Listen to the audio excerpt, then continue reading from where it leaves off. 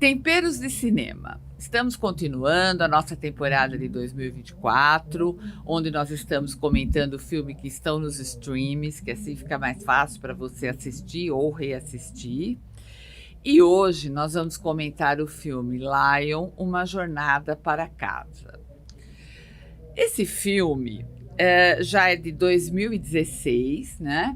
E ele tem um tema muito interessante que ele trata da adoção. Lembrando que depois a cozinha da Ayla deve ter escolhido uma receita inspirada nesse filme, muito interessante também, provavelmente da cozinha indiana. E para comentar esse filme comigo, nós estamos recebendo aqui a psicóloga Silmara Pincinato. A Silmara é psicóloga clínica, psicóloga jurídica e trabalha com a vara da infância. Silmara, seja muito bem-vinda ao Temperos de Cinema. Eu é que agradeço, Fátima, pelo carinho, pelo acolhimento, pela oportunidade de discutir esse tema que é tão importante para a nossa sociedade e que nem sempre é lembrado, né? E o seu espaço aqui traz essa oportunidade para que a gente reflita e olhe para essas crianças de uma maneira mais carinhosa. E eu que tenho que agradecer. Obrigada, Silmara. Então, como eu disse, o filme que nós vamos comentar hoje é Lion, Uma Jornada para Casa. Esse é um filme de 2016 que recebeu várias indicações, vários prêmios, e ele é baseado numa história real. Ele conta a história do indiano Saru, que é interpretado pelo Dev Patel, que quando tinha apenas 5 anos, ele se perdeu do irmão numa estação de trem de Calcutá. E após isso, ele enfrenta grandes desafios para sobreviver sozinho, até que ele é adotado por uma família australiana. Ele tem uma vida boa com essa família, mas ele é incapaz de superar o que aconteceu, essa perda da família, essa distância da família. E aos 25 anos de idade, ele decide buscar uma forma de reencontrar a família biológica dele. Esse é um filme que aborda a questão da adoção de vários ângulos, sabe? Do lado da família de quem é adotado, da família que perdeu. Então, ele é muito interessante. Por isso que a gente convidou a Silmara aqui. Silmara, eu vejo esse filme com o olhar de quem gosta de cinema. Então, eu olho assim a forma como a história é contada, a interpretação, a fotografia. Mas eu gostaria que você me falasse do seu olhar de como esse filme mostra a questão da adoção. Claro. Fátima, para quem trabalha com adoção, a gente percebe que a gente lida sempre com um tripé, né? Que é a família biológica dessa criança, a situação dessa criança em si, o que ela sente, o que ela pensa, como ela vive, e a família que adota, né? Então, no caso em questão, eu acho que o filme, apesar de ter um colorido um pouquinho mais romanceado, né? Porque a proposta é essa mesma, né? Mas ele inclui esse tripé. E eu acho que esse é um ponto importante, né? No que se refere, por exemplo, à questão da família biológica, ali no filme tem toda uma vulnerabilidade social muito grande, né? A gente não percebe uma ausência de afeto, a gente não percebe uma relação abusiva em relação à criança em tela, mas a gente percebe uma pobreza muito grande, né? Aí você pode me perguntar, né? E aqui em Jundiaí, né? O que leva uma família a ter a guarda do seu filho retirada? Pelo Estatuto da Criança e do Adolescente, a pobreza não é uma justificativa que faça com que a criança possa ser retirada, mas a pobreza permeia todas as outras questões, né? De todas as outras, é uma vulnerabilidade muito grande que implica em outras tantas.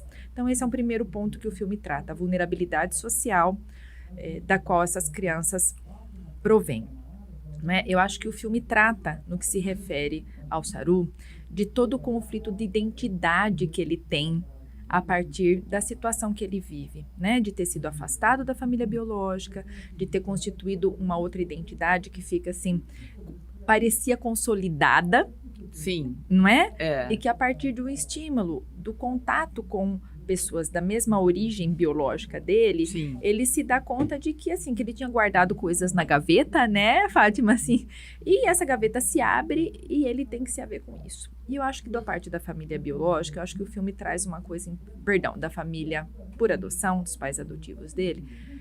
Primeiro, assim, um desejo genuíno de ser pai e mãe por adoção. Sim, naquele diálogo que ele tem com a mãe adotiva dele, a gente descobre isso, né? Sim. E uma preparação que eu acredito que essas pessoas tenham feito, né? Que eu acho que é bastante importante, né? Uma coisa que eu queria destacar, Fátima, que eu acho que para quem pensa em adotar, né? Ou quem é filho por adoção está nos ouvindo, né? Que é importante. No começo do filme, o Saru ele se sente muito culpado por ele ter desobedecido a ordem da mãe, né? Então, Sim. Ele foi para a estação de trem com o irmão, não era para ele fazer isso, e a partir de uma desobediência, entre aspas, né? Tudo acontece. E na vida real, Fátima, essas crianças também têm uma sensação de que elas não conseguiram, por algum motivo, cumprir com a expectativa do pai biológico. Você está falando de um ponto que seria a minha próxima pergunta, mas eu acho que é muito interessante da gente já colocar. Porque muitas histórias que a gente conhece de adoção é quando a criança é abandonada pela família ou por uma questão de, às vezes, problemas com droga, com violência, ela perde a guarda. Ali não é nem um caso nem outro. Na realidade, ele se perdeu, né? Quase que um acidente que acontece. Ele se perde do irmão num lugar grande, cheio de gente, não consegue mais achar a família e acaba ficando sozinho, vai para um lar lá onde eles pegam crianças que estão nessa situação e ele é adotado. Então, você está comentando um ponto que eu queria que você comentasse exatamente essa diferença, né? Quando uma criança, na realidade, a família não abriu mão dela, ele apenas se perdeu, né? Exatamente, Fátima. Eu acho que essa sua sacada, né, com essa pergunta é algo importante, porque o motivo que faz com que a criança seja direcionada para adoção faz toda a diferença na história de vida dela. Uma criança, por exemplo, como o nosso amiguinho aqui, né, que foi amado, que foi desejado, que foi protegido dentro das possibilidades daquela família, é uma criança que preserva a sua capacidade de amar, é uma criança que preserva um tanto da sua autoestima, né? É alguém que foi alguém para alguém, é um menino que foi alguém para alguém. Então isso fala de um desenvolvimento emocional diferente. Tá? Que foi até o que permitiu ele se apegar aos pais adotivos, ele constituiu uma identidade, ainda que não extremamente consolidada, mas permanente na vida dele, né? Tanto que no final ele fala para a mãe, olha, continua do mesmo jeito, né? Então, o fato dele ter sido amado implica no desenvolvimento da capacidade de amar. Isso é biológico. Sim. A gente aprende a amar na primeira infância, né? Quando uma criança, Fátima, ela passa por muitas situações adversas, não é? Aquilo deixa uma marca muito grande naquela criança. Mesmo que ela não lembre do fato, que ela não rememore o fato, aquilo fica no jeito dela ser. Que eu acho que isso é trazido no filme, por exemplo, quando se trata do irmão dele, sim, né? Que foi adotado. Não sei se... Para mim é uma coisa que chamou a atenção, quando aquele menino chega para a Austrália, não sei se você lembra assim da cabecinha dele, cheio de marcas, né? E eu falei assim, nossa, que sacada da pessoa que fez o filme, trazer uma criança que ali na aparência física já tinha marcas. Marcas de uma vida transtornada, marcas de um possível transtorno em saúde mental, que a gente não sabe o que começou primeiro, o ovo, a galinha. Que foi causado, né? Por isso, a gente não sabe da história dele. Então, os motivos, eles implicam numa melhor adaptação ou numa adaptação um pouco mais sofrida. Que também é um ponto que eu achei, assim, interessante do filme, porque normalmente se aborda o lado do adotado. Uhum. Mas a família que adota também pode ter consequências graves e difíceis, porque é difícil você lidar com uma criança como aquela, que veio com aquele perfil violento, problemático. Foi difícil para a família, né? E essa questão muitas vezes não é abordada, né? Só a questão do adotado. Como é que fica a família nessa situação? Eu acho bastante importante isso que você está trazendo, Fátima, porque assim, muitas pessoas que pensam em adoção, elas partem de um ponto de vista romantizado. Sim. Né? É tudo lindo, é tudo maravilhoso. Você vê nosso Saru, como ele era lindo, como ele era inteligente, como ele, né? É o filho ideal, né? Vamos falar a verdade, né? E aquela sensação de que você está resgatando uma pessoa e levando ela para uma vida melhor. Nem sempre. Sim. Né? E eu acho que isso que você traz é importante, Fátima, porque assim, a criança chega e ela muda a vida do adulto. Né? Às vezes o adulto tem a sensação que é só a criança que vai passar por um processo de adaptação e de transformação. E, na verdade, essa transformação, ela ocorre, é uma via de mão dupla. Sim. Né? Eu sempre falo, né, que as pessoas querem adotar um filho. Né? Se eu falar a palavra filho, vem uma determinada imagem na nossa mente. Se eu falar a palavra criança, vem uma outra imagem. Se eu falar a palavra pessoa, vem uma outra coisa ainda. E, na verdade, Fátima, quando a gente adota uma pessoa em toda a sua complexidade, que depois vai poder ser criança, né? Você vê quantos perigos esse menino passou até ele estar num ambiente seguro para ele poder ser criança, para depois tornar-se filho. Então, a família, mesmo que seja uma criança preservada, vamos dizer assim, tem um impacto, né? A gente é mãe, a gente sabe, ser mãe, ser pai, né, é algo transformador e a gente nunca sabe o que vem. Na adoção, Fátima, aqui em Jundiaí, a gente trabalha assim, de uma maneira muito transparente com as pessoas que estão sendo habilitadas. A gente precisa que eles se sintam respeitados. Então, a gente sempre conta toda a história da criança para aquele casal que vai adotá-lo, todas as potencialidades, os limites dessa criança, o que a gente intui que vai ser mais difícil na convivência, porque isso é a prevenção que pode ser feita. Aqui a gente não romantiza, a gente tem que ter pé no chão para ajudar as pessoas de verdade. Porque ele até fala isso naquele diálogo, que ele não era uma página em branco, né? Porque tudo bem, um filho, você pode ter problemas também, dificuldades com um filho seu, pode, claro. Mas só que ele vem já com uma história. Exatamente. Que eu acho que é a grande diferença, né? E eu acho que o filme retrata bastante isso, toda a complexidade, né, da pergunta que ele tem que responder, mas quem eu sou? Eu sou o menino que se perdeu? Eu sou o filho da indiana? Eu sou o filho da australiana? Eu sou australiano? Eu sou indiano, né? E às vezes é uma pergunta que ora talvez ele se sinta mais para lá, ora mais para cá, sabe, Fátima? E ele tinha lembranças e lembranças boas. Exatamente. Né? Então, e a questão cultural, que eu também acho que é importante, porque eu não sei se aqui em Jundiaí isso acontece, mas eu já vi muito em filmes assim, que muitas vezes você adota uma criança de um outro país, no caso ali de um outro continente até, e essa questão cultural deve ser muito difícil de lidar também. Fátima, eu já trabalhei em algumas adoções internacionais, nas quais crianças aqui de Jundiaí foram encaminhadas para esse tipo de adoção.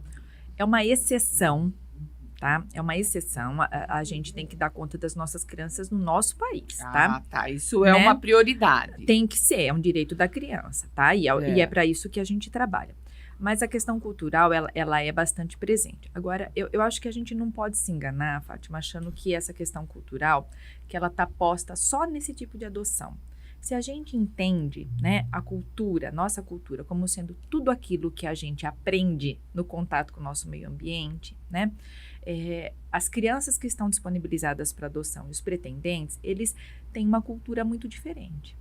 Sim. Muito diferente. Mesmo que viva no mesmo país, né? Mesmo que viva na mesma cidade. Se a gente for pensar, Fátima, né, a gente está aqui falando de cinema, que é algo valioso, importante, que a arte nos coloca em contato com coisas nossas, né? Eu acho que é um bisturi psíquico, né? O cinema que faz a gente acessar algumas coisas. Será que as nossas crianças que vivem vulnerabilidade conseguem ir ao cinema, ter acesso?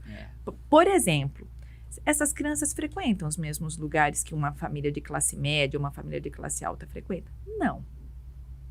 Sim, né? O vocabulário deles é estimulado? Não. Eles conhecem os mesmos alimentos que a gente? Não. Né? Eles tiveram as mesmas oportunidades? Não. Então, mesmo que uma criança de Jundiaí seja colocada aqui, o universo cultural é muito distinto. O tipo de música que gosta, o tipo de roupa que gosta, a importância que dá para uma coisa ou para outra, né? Só para exemplificar, isso já tem muito tempo, tá? Tem uns 20 anos isso, que eu tô no fórum desde 91, né? Mas tem uns 20 anos isso. A gente recebeu um adolescente, ele veio de outra cidade, né? E ficou um tempo no serviço de acolhimento aqui e aos 18 anos saiu. Ele nunca tinha entrado num elevador, Fátima. Olha só. Uma coisa que para nós você não consegue imaginar que tem isso. Então, a diferença cultural existe, independente de ser uma adoção internacional. E alinhar isso é o tempo, a convivência. Você não pode exigir de uma criança recém-adotada que ela consiga se colocar nesse universo de uma maneira segura. Ela vai ficar, por exemplo, insegura se for a um restaurante. Ela tem que ir, ela tem que aprender, ela tem direito de frequentar todos os lugares, né? Mas a gente precisa ter um certo cuidado, né? De prepará-la para tudo isso. É um ponto interessante que talvez só quem convive com isso, como você, que preste atenção. Para a gente passa, às vezes, despercebido. Né? Você sabe uma coisa, a gente está falando de cinema, né? Eu acabei me lembrando de uma história de um casal que eles adotaram um mocinho já grandinho. Eu acho que o nosso amiguinho tinha uns 8 ou 9 anos na época, né? E eles foram ao cinema, né? E chegou lá, o pai e a mãe falaram, vamos comprar pipoca aqui no Totem, né? Aí o menino ficou olhando, procurando onde ia sair a pipoca. Onde ia sair a pipoca, olha só. Você vê que coisa? Se não fosse trágico, seria cômico. Exatamente. Não, eu entendo, eu sempre comento, porque eu levo, né, muito as minhas netas ao cinema. Elas, desde muito pequena, elas vão ao cinema, elas adoram. E eu fico, às vezes, avaliando, eu comento com a minha filha, eu falo... Porque, infelizmente, no Brasil, principalmente, o cinema não é um programa barato, né? Porque ele tem um custo, até por questões que a gente não vai discutir aqui agora, que é da meia entrada e tal, mas ele tem um custo alto. E aí você leva uma criança, é lógico que ela vai querer uma pipoca, um refrigerante. Então, eu fico pensando, uma família que tem 2 filhos... Um programa hoje para ir o pai, a mãe e os filhos no cinema é um programa que não é qualquer um que pode fazer. Realmente. Né? E a gente está falando de uma cidade como Jundiaí, que está a 40 quilômetros de São Paulo, tudo. Então, realmente uma coisa diferente. Eu vejo o repertório que as minhas netas têm com relação a cinema, tudo, não é o comum de muitas crianças. Né? Então, é uma pena isso, sim, né? Sim. São barreiras que você tem que pensar e que numa adoção você tem que considerar. Exatamente, né? Exatamente. Mas o filme é brilhante, né, Fátima? Sim, é muito bonito. A forma com que ele fala... É o que eu falei para você no começo. Quando eu vejo um filme assim, eu observo muito a forma como a história é contada. Porque eu acho que é isso que faz um bom filme, né? Porque às vezes é uma história simples... E o jeito que ela é contada é que faz a diferença.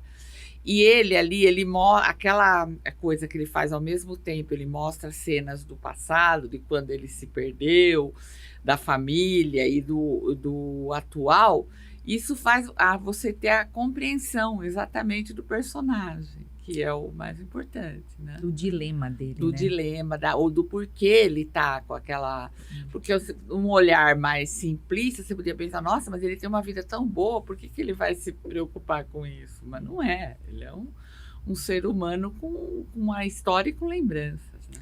Sim, e eu acho que essa questão da identidade, da busca da identidade, é uma coisa muito importante, sabe, Fátima? Não é pouca coisa. É verdade. Não é pouca coisa. E eu acho que todo mundo que é adotado, todos os filhos por adoção, eles têm questões com a própria identidade. Quem eu sou? Né? Quais são as minhas relações de pertencimento? Eu pertenço? Eu não pertenço? Eu posso confiar? Que é uma outra questão que o filme traz ali, né? Eu posso confiar? Não posso confiar? E eu acho assim que o filme tem uma saída honrosa, vamos dizer assim, uma saída respeitosa, né, com a família biológica e com a família adotiva, que no coração dele ele ama as duas. Isso fica muito claro, né? E eu não sei se, para mim chamou a atenção, porque é uma coisa que eu percebo no meu dia a dia, né? Não sei se você lembra quando ele volta para a Índia, que ele entra na vila, né? Que ele é a pessoa mais alta ali da Sim, cena. Ele é o mais alto, mais desenvolvido, né? Como que eu vou dizer? A pessoa que vive em condições de vida melhores, ela vai ter um desenvolvimento até físico diferente. Sim. Então, assim, ele já não era, vamos dizer assim, 100% indiano, ele não era 100% australiano, né? Então, quem eu sou, né? Ele já estava diferenciado. Entendeu? Exato, Ele já não era 100% cá e nem 100% lá. E esse é um drama para quem é adotado. E é uma questão que o diretor mostra de uma forma muito bem feita. Muito inteligente, né? A maneira como ele coloca, né? Mas que bom. Bom, para finalizar esse nosso papo tão rico aqui, Silmara, eu queria fazer a pergunta que eu faço para todo mundo. Qual tempero você descobriu nesse filme? Você sabe que essa pergunta até me emociona, vou falar a verdade para você, até me arrepia. Mas o que ficou para mim de mais importante é a esperança. É o tempero da esperança. Que bom. Realmente me emocionou também. Quem adota tem esperança de viver coisas boas, de encontrar algo ali, que aquele encontro produza algo. Quem se deixa adotar, porque o nosso amiguinho se deixou adotar, né? Quem se deixa adotar é porque tem esperança, né? E a genitora dele, do jeitinho dela, né, teve que ter alguma esperança, né, e viver apesar das perdas. Então, a adoção fala sempre disso, Fátima, de falta e de esperança. Hoje eu vou ficar com a esperança, tá bom? Tá bom, que ótimo, muito obrigada. Bom, vamos agora ver o que a Ayla escolheu pra gente. Lembrando que toda semana a gente tem um episódio novo, comentando um filme novo. Então, é só você acompanhar nós nas redes sociais, no portal JJ, no blog do Temperos, que você vai também estar acompanhando os filmes que a gente comenta aqui. Muito obrigada, Silmara, foi muito bom essa nossa conversa e eu espero que você volte aqui. Fátima, eu que agradeço a oportunidade, o carinho, foi um prazer estar aqui com você, é só me chamar que eu venho. Ótimo. Continuando o Temperos de Cinema de hoje, como eu falei, vamos ver o que a Ayla preparou para a gente. Hoje a gente está comentando um filme que conta a história de um indiano, que é o Lion. Então, Ayla, vamos ver o que você preparou aí para a gente? Bom, eu vou sugerir hoje, então, uma receita de uma batata indiana que chama tarialo. Acho que, não sei nem se é assim que se pronuncia na Índia, né? Mas eu acho que é uma receita fácil, uma receita que todo mundo tem acesso aos ingredientes, porque a comida indiana aí é cheia de especiarias, de muitos temperos aromáticos. Então, acho que essa receita é uma receita que todo mundo tem os ingredientes com mais um fácil acesso. Então, a gente vai usar 6 batatas, pode ser tanto a Mona Lisa quanto a batata mais rosada, uma cebola, um pedaço de gengibre de cerca de 3 centímetros aí, meia xícara de óleo, pode ser, sempre eu sugiro o de milho ou de girassol, uma colher e meia de sementes de mostarda, aquelas bolinhas bem pequenininhas que a gente encontra, uma colher de sopa de cúrcuma, uma colher e meia de páprica picante, 7 ramos de coentro e caldo de meio limão, sal, pimenta do reino moída na hora. E aí, o que a gente vai fazer? A gente vai descascar as batatas, cortar ela em cubos pequenos, mais ou menos de 1,5 centímetro aí. A gente vai cozinhar essa batata rapidamente ali. Mas eu não quero que ela fique desmanchando, eu quero que elas fiquem firminhas, assim, sabe? E aí, enquanto está cozinhando as batatas, você vai ali picar a cebola fininha, vai ralar o gengibre, vai secar, lavar bem e secar as folhas de coentro. E aí, quando as batatas estiverem cozidas, você vai escorrer elas, tirar toda a água com a ajuda de um pano de prato. Aí você vai utilizar aí uma frigideira ou uma panela, e aí você vai colocar no fogo baixo, com um pouquinho do óleo, e aí você vai acrescentar os outros ingredientes. A cúrcuma, o gengibre, a páprica picante. E aí você mexe mais ou menos por ali 1 minuto até dourar, ficar tipo uma casquinha, sabe?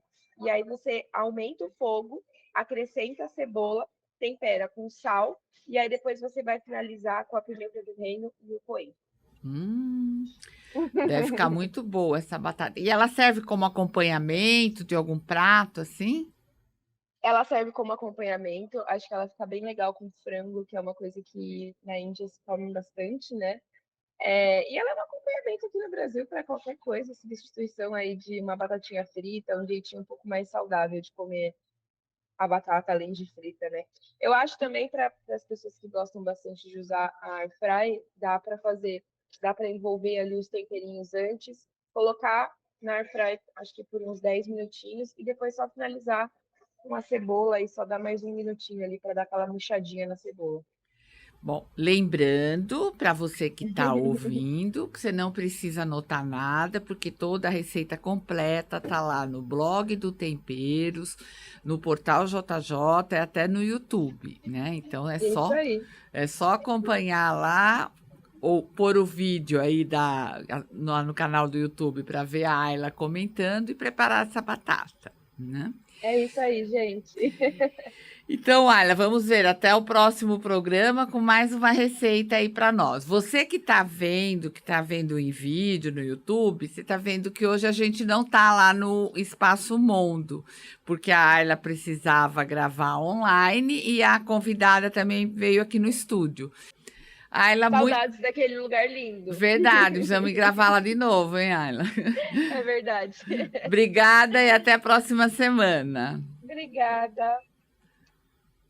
Gente, eu tô numa padaria, acabou de chegar meu café da manhã. Eu aqui, tô ó. vendo aí. Nós estamos vendo.